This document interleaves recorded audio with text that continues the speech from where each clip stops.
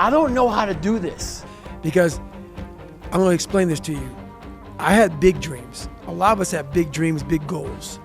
And when you have goals that are maybe outside your reach, you have to know that getting to that goal, you're going to have a lot of bad days, a lot of setbacks. So I was just failing. I kept failing and kept failing and kept failing. So I had to teach myself how to fail right. And what that means is when I fail, I can't spend much time in that fail zone.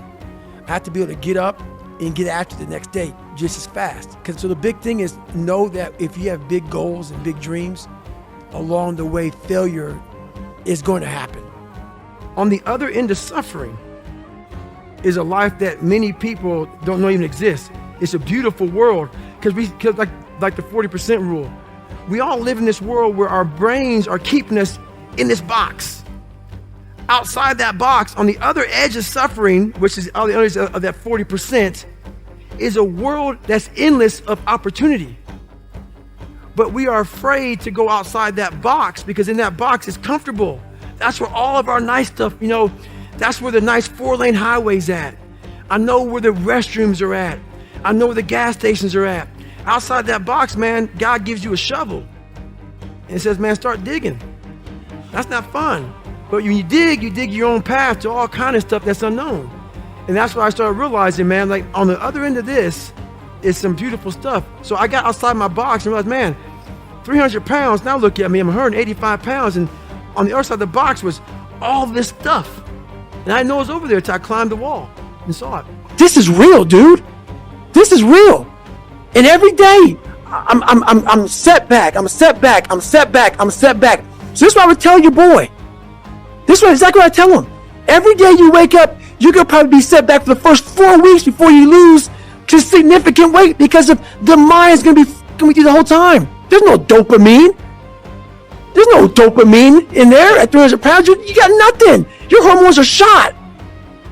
You have to envision something that is more powerful than you. Something has to get you out of bed. And you have to create it. It has to be false. Because you're not it. You're a fat piece of shit. And that's the reality of it. So you have to create a false reality to live in that just to get to work on yourself. That's the reality. I had to miserably wake up every morning in the cold because it was Indiana, November when it started. I was miserable. This is your new life. Take it or leave it. There's no happiness about it. There's no peace behind it. It sucks. It just fucking sucks. And that's the one thing, if I could teach anybody anything, it just fucking sucks. And it's going to continue to suck. And then one day you'll get to a special part in your life that it might get a little bit better. But to lose the weight you have to lose, my friend, sorry, it's going to suck every fucking day. So when I talk to people, it's not sugar-coated because I'm not saying it from I was 175 pounds my whole life. I don't say much to those people. Maybe you're a piece of shit. Maybe you want to be nobody. Maybe you're happy exactly where you are in life because obviously you are. Maybe you don't have the determination to be somebody better than who you are. And if you want to live with that, I'll support you in that. If you're good with being who you are, that every day you wake up and every day you smell like shit because you can't wash your body well, and your skin's messed up because your health's so bad, and you can't put your clothes on right, you need help with that. You need help, like when I was training, I need help wiping my ass. That makes you feel good? Nothing I can say to you. If every day you wake up with this, see, people are haunted. But if you don't have a little flame, just barely, you're done. I can't light it for you. And that's the harsh reality of this life that I want to get across so fucking bad. You can watch me, you can watch you, you can watch fucking Rogan and Cameron Hayes, all these motherfuckers. You can go to Tony Robbins's fucking bullshit, all this. You can do all this. If you could keep going back and keep spending money with no results, You can wonder, wow, maybe let me go try out David Goggins. He ain't gonna fucking help you. You have to explore, examine the insides of yourself. And what do you really want out of life? Your friend and a lot of people out here just don't fucking want it. So guess what? Have fun with your life. Go from 3 to 350 to 400 to 450 to 500 because you don't want it. I passed all the evolutions, but inside, I was suffering. I hated the water. Hated the water, and that was about being in that box. If I didn't get over my fear of being in the water, I'd never be a SEAL.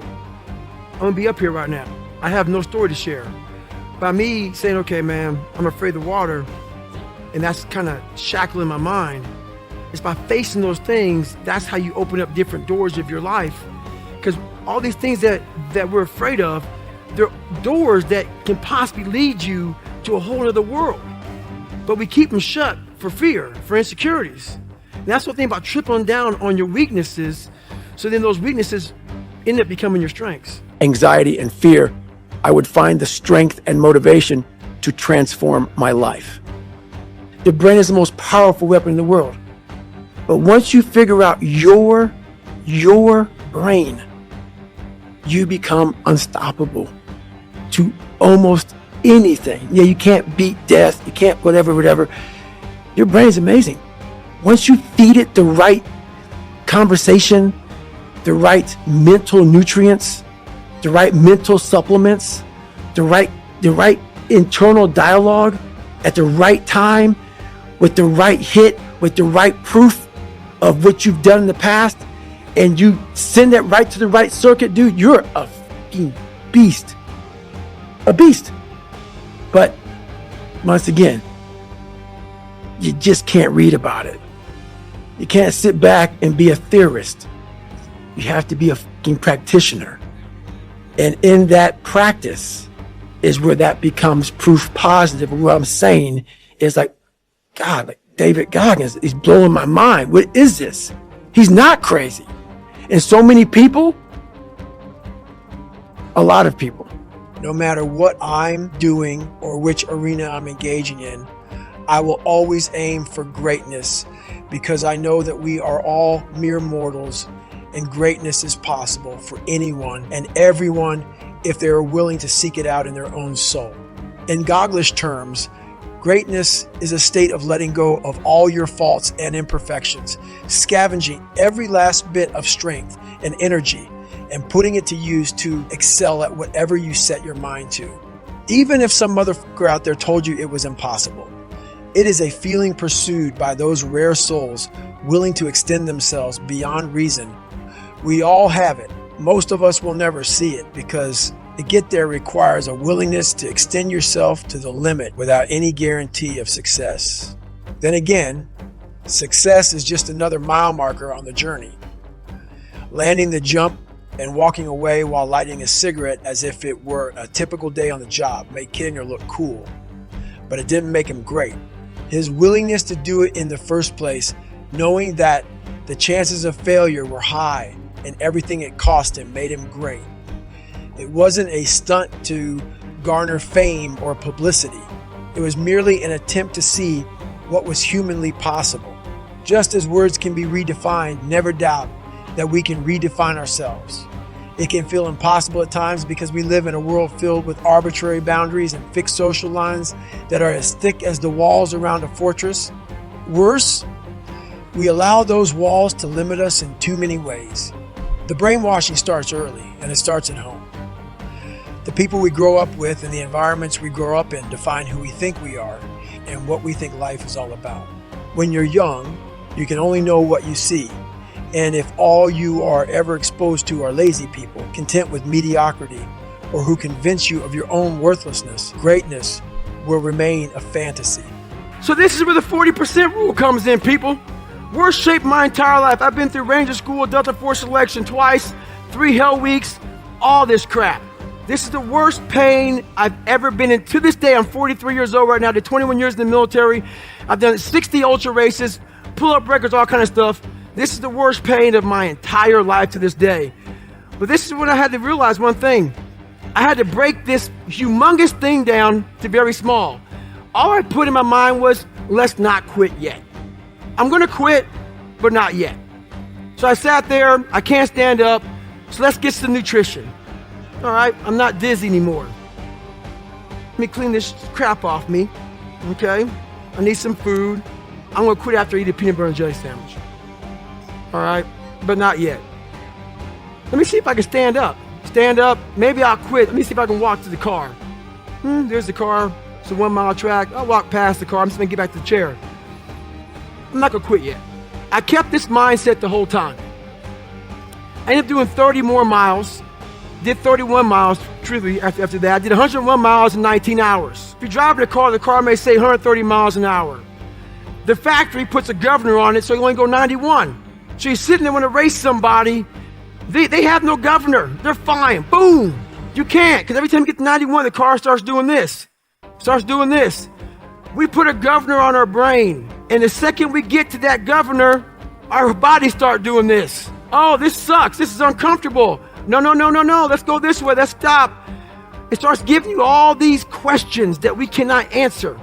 If you can't answer the questions your brain is asking you, you quit. If you have the answers to those questions of why the hell am I out here, and you give it a quick answer, the brain starts shutting up because it knows why we're doing what we're doing.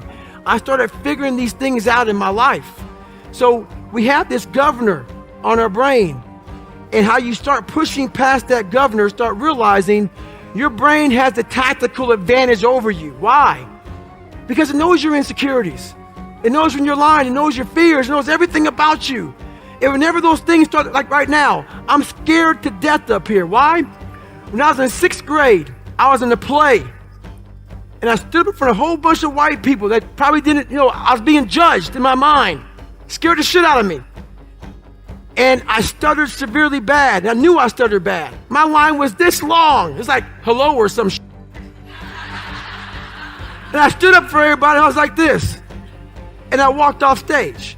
So when I walk up in front of 1,200 people, it's still there. My mind's telling me, go, run off the stage. I have to tell my mind something different. I have to remember my resume, what I've been through. That all of you in here are just as f***ed up as me. We post our real life never on Instagram. We post the life that we want to have out there. That's not me anymore. I'm going to tell you exactly about me, who I am. That's how you get better. That's how you fix yourself. That's how you grow. I'm going to move on real quick to the very end of my story. I could be up here for a long time, but I need some questions. I did everything I talked about up here. I ran 205 miles. I ran 7,000 miles in 2007 to raise $2 million for Special Operations Warrior Foundation. I did it all with a hole in my heart, the size of a dime.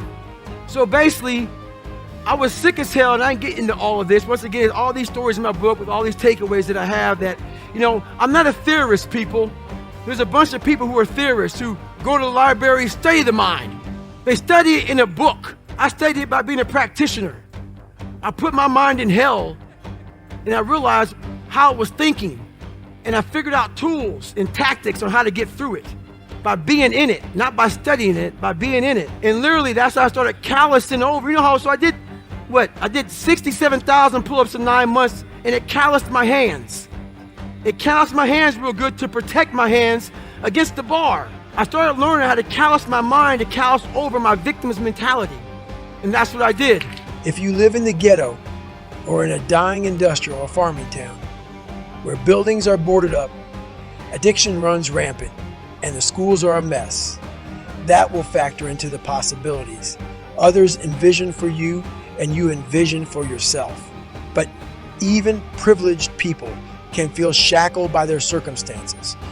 The vast majority of parents don't know what greatness looks like, so they are ill-equipped and afraid to encourage big dreams.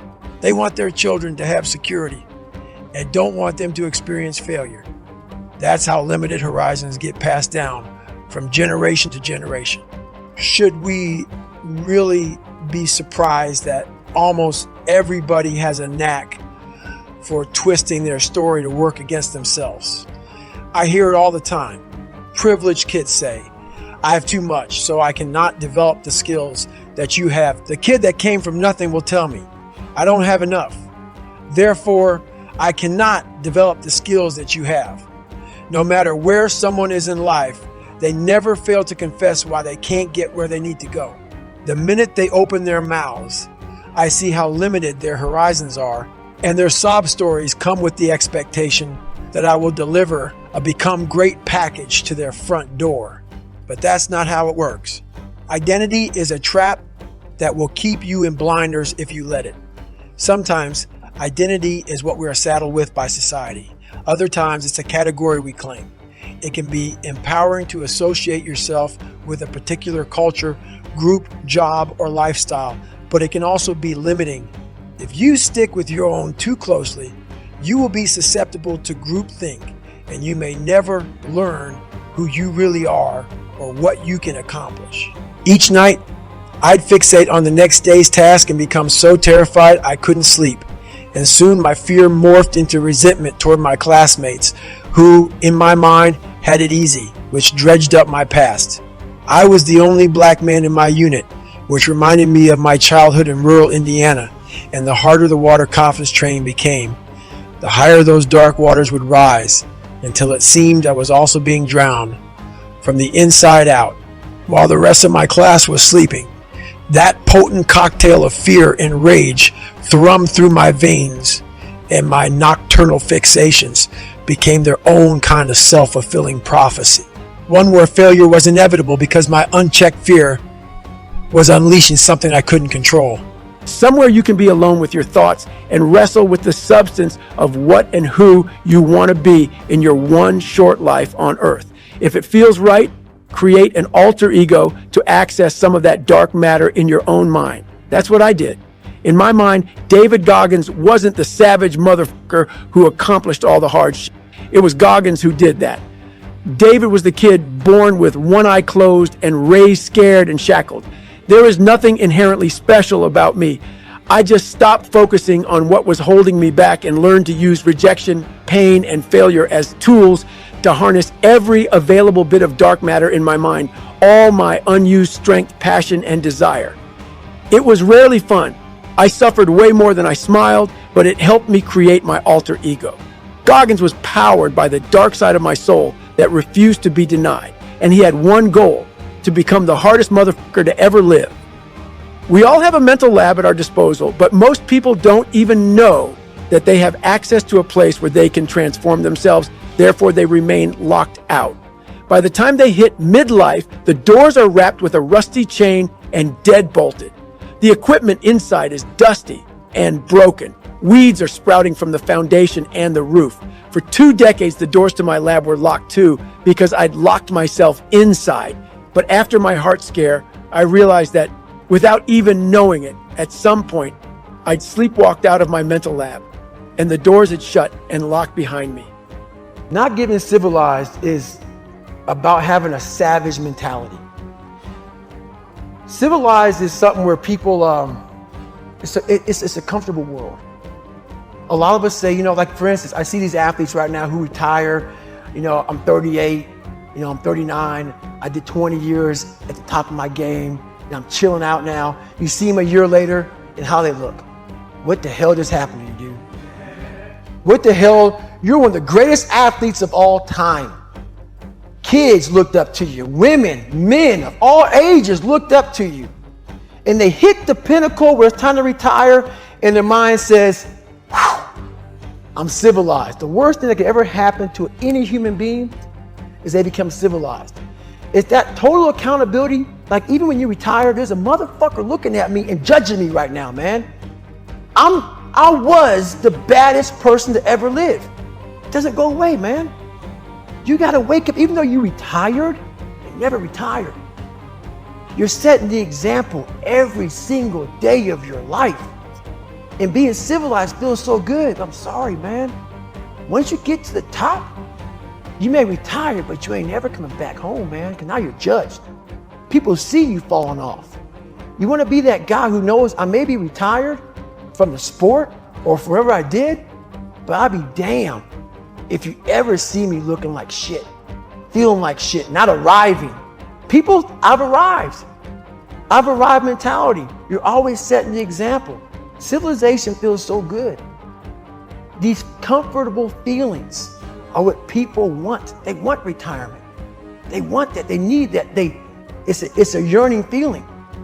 I want it too. People love putting a label on me about, my God, man, you're just wired different. I'm not fucking wired different, dude. I'm thinking right now, after I got past my stuttering thing, now I'm on a roll, I'm good now. You know what I'm thinking about right now?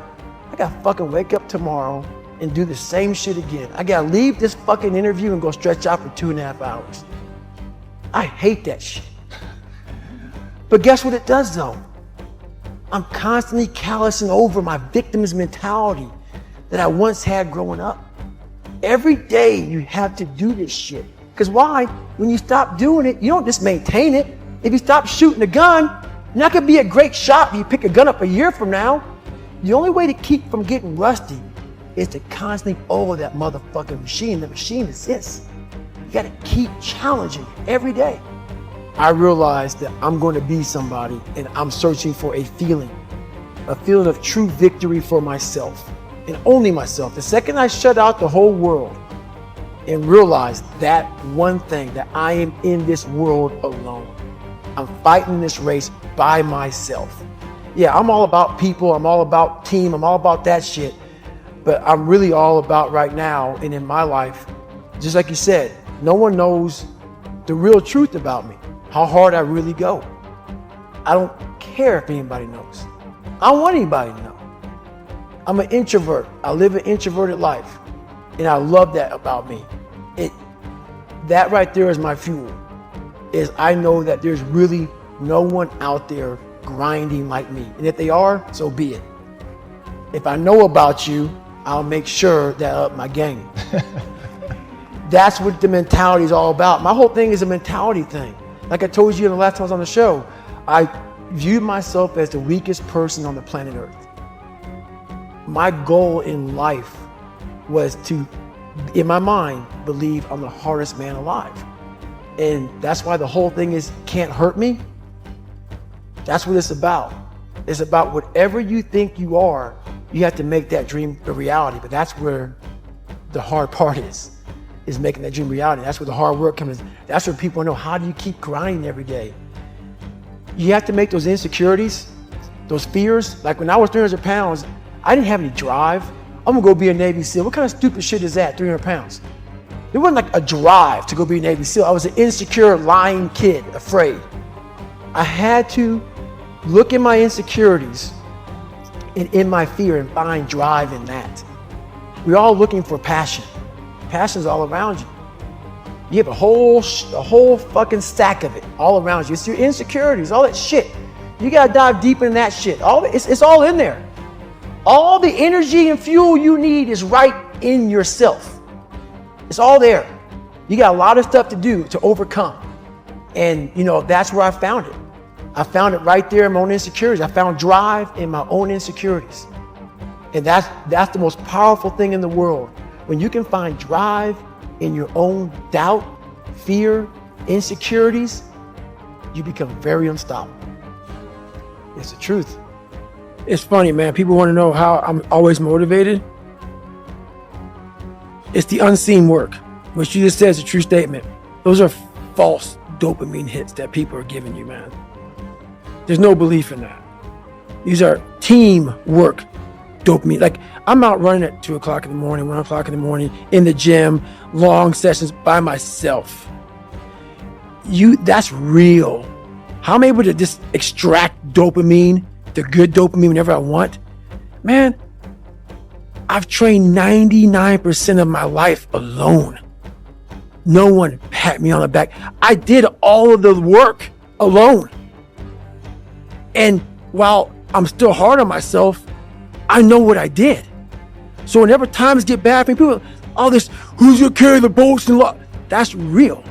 I hate that people know me for that guy, because that guy is not every fucking day. Like when they see me, they want that energy. That's not me every day. I can extract it immediately when I need to, because when you train alone, and I lived alone for so many years in this misery, and you're able to get out of it by yourself, I can take myself to such a level of real passion and purpose. And like the feeling I get is something I can't even explain by myself. I don't need anyone. That's why people come to me to motivate them. No one can motivate me. I have a resume full of fucking motivation that whenever I'm down, I'm like, oh, hang on, motherfucker. Oh, you know the truth. You know the truth. You know the darkness of the fucking dungeons and the fucking demons that fly. You know, and then from there, it's like, oh, okay, you were there. You know this. There was no one there to pick up the rucksack, to pick up the boat, to pick up the log, to go in there. It was you. It was you. There was no pat on the fucking back at 300, at 275, at 250, at 220. No, that was you. So those things that come out of me, that extract from me in the darkness, people are looking for that pat on the back. Where is it? Oh, I don't need it. Because what I've done is in the fucking unseen work, I built Frankenstein. So whenever shit gets nasty, David Goggins goes, you had nobody anyway, motherfucker. So see how I'm talking myself right now? That's me. That shit fires me the fuck up. That shit makes me fucking nuts. You had nobody anyway, motherfucker. Look around you. There was no fucking team. It was you. There was no weight loss program or mom and dad waking you up saying you can do it, you can be better, trying to build belief. You built belief when you had nothing. Rock bottom. You did that. So as times get hard for me, it'll keep going, man, if you keep doing it. But that is it, man. There's no sun. There's no glory. There's no carrot. There's no victory. But there is all of it in one. I just can't explain it real well to people, man. But what you get at the other end is something that you're always found. You're never lost anymore. Doesn't mean the journey's easy. Doesn't get any easier, but you're always found. Whenever you're the only one of your kind, you're in danger of being pushed toward the margins, suspected and disregarded, bullied and mistreated by ignorant people. That's just the way life is. You were born to fail. 5 weeks after Christmas, it had become obvious that my whole life had changed. The unexpected attention and notoriety that came with and followed the release of Can't Hurt Me was as humbling as it was disorienting. After decades of grinding in the shadows outside the public eye, I was now spotlit. I'd always felt most at home in the margins. During my military career, I'd go on my longest runs and rucks before anyone else woke up. While others were relaxing or partying after a hard day or week of work, I stayed in to study my dive tables, pack and repack my parachute, or run and grind in the gym deep into the night. Everything I did on my own time was for my own personal fulfillment and growth. I damn sure didn't do it for attention. Yet I was often misunderstood. I was carrying a boulder as big as the world on my back, just trying to get to the other side of the darkness that was chasing me down. I was terrified that if I stopped getting better, if I gave myself a break from any of it, all my insecurities and innate laziness would get the drop on me again. Anytime I felt physically exhausted or mentally zapped, I pictured that 24-year-old fat ass glaring at me with a big smile on his face. A smile that said, I'm still here, bitch. I am who you really are, and I'm not going anywhere. I looked at each day as an opportunity to mine the negativity that had colonized my brain and became fascinated by the power of the mind and how it can work for us and against us. Often it falls prey to the merry-go-round of emotions and situational conditions that cause confusion and sap us of focus, force, and fortitude, all of which have a natural tendency to ebb and flow like the tide. Feels like it's slipping through your fingers. There is only one option. Recreate yourself in your own mental lab. I know people who were so obsessed with landing a specific job that once they settled into that role, they clipped their own wings. They never moved on or attempted to try anything new, and that blocked them from evolving and developing new skills. Sometimes we are misled by others who categorize us based on what they perceive as our identity.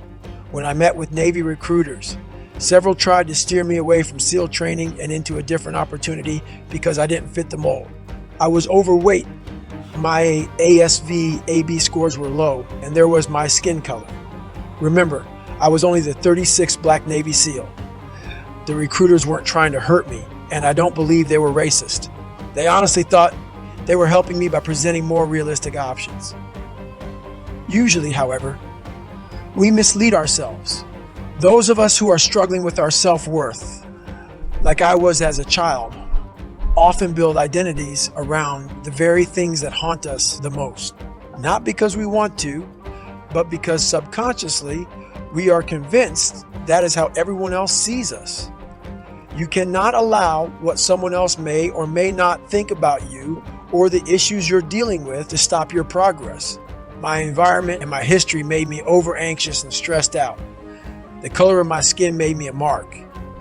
I was prejudged and vulnerable at almost every turn, and it was my job to defy all of that. No matter how troubled or hopeless or sheltered your environment is, it is your job, your obligation, your duty, and your responsibility to yourself to find the blue to black line, that glimmer buried in your soul, and seek greatness. Nobody can show you that glimmer. You must do the work to discover it on your own. There are no prerequisites to becoming great. You could be raised by a pack of wolves. You could be homeless and illiterate at 30 years old and graduate from Harvard at 40. You could be one of the most accomplished individuals in the country and still be hungrier and work harder than everybody else you know as you attempt to conquer a new field.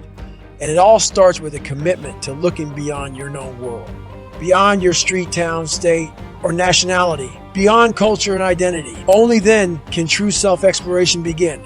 After that comes the real work. Fighting those demons every morning and all day long is maddening because they only ever want to break you down. They don't encourage you or make you feel good about yourself or your long odds as you fight through all the toxic mold and crust that is self-hate, doubt, and loneliness. They want to limit you. They want you to surrender and retreat back to what you know.